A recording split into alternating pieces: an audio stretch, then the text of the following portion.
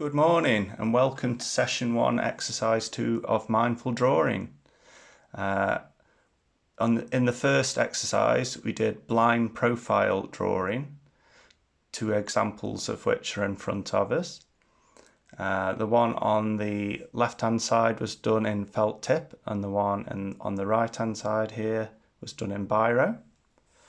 We were basically looking at the collection of pens and brushes, etc. on the left hand side. The objective of the exercise was to concentrate fully on these objects and not look at what you were actually drawing on the paper, which is quite a difficult discipline, but it all fits into the mindfulness theme of this course, where we concentrate on drawing and we give our mind a break from all the busyness that goes on within it and the negative automatic thoughts that we may have during the day. They all disappear when we're fully concentrated on a task like this, because it's so all-encompassing that we don't have time to in our heads to think of anything else. So it gives us a welcome break from things we may be worrying about, and by the time we've had an hour drawing in this way, things seem a little bit more in proportion. So I'll carry on with this now. We can see what we've done before, and we're going to put some paper over the top of this first drawing. And today we're going to do a profile drawing as opposed to a blind profile.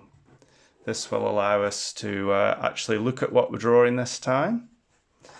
I'm just securing my board so it doesn't move around. And just get some masking tape on the bottom corners here, just in case. So I'm going to use a Sharpie today, a little bit more accurate than a felt tip pen. Get these from any art shop or stationers. I'm sure you can read the logo because we're in shadow a bit here. Oh, there you go. You can see it there. So for this, again, it'll only take a minute or so. We're going to look at the what we've got on the left-hand side, the collection of objects, and simply draw the profile as we go around. But this time we're going to have a look at what we're doing, so we can compare these to the original drawings later. Don't throw anything away when you're doing these. Just keep them, and it will allow you to see your progression. So we're going to start here. Again, we're going to try and keep one continuous line. So we're going to start at the spectacle wipes again, on there, up to the jar. So the secret is to try and keep everything in one line. So you might have to sometimes have a strange route to get back to where you want to go with this.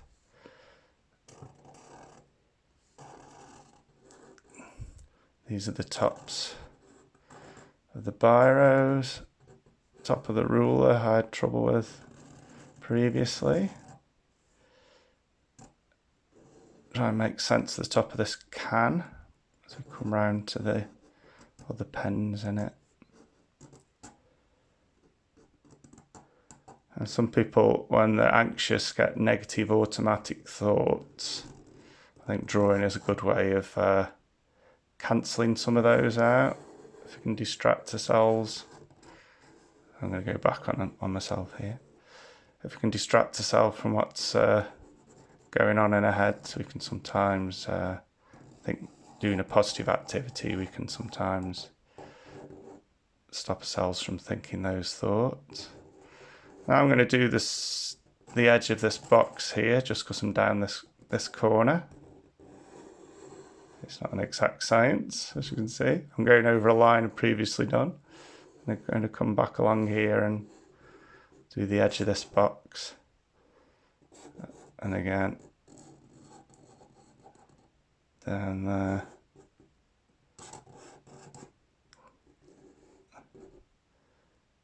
So these aren't actually touching, so I'm going to have to do a lead in line to do the edge of this glass jar here. Biro pen's coming over there. A bit of a top on it. Pencil up here. Ooh, it's got a bit wavery. Don't worry about that. Good thing about doing things in biros and felt tips is that we can't rub out, which for art teachers is great. I think I'm going to lose the top of my brush here.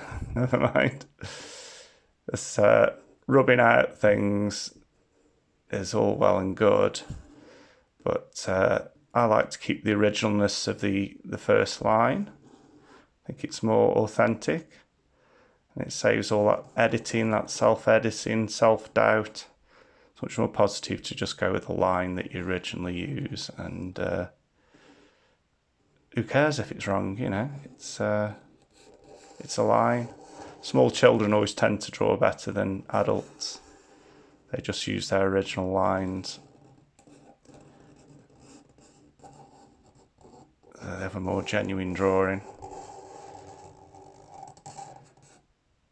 So there we go. I'm going to put a little bit of the detail in here that we've got on the bottom of this jar, just as decoration.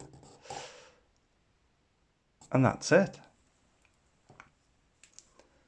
So a little bit different than the original drawing, where I can just pick this off here and have a look what's underneath. So let me.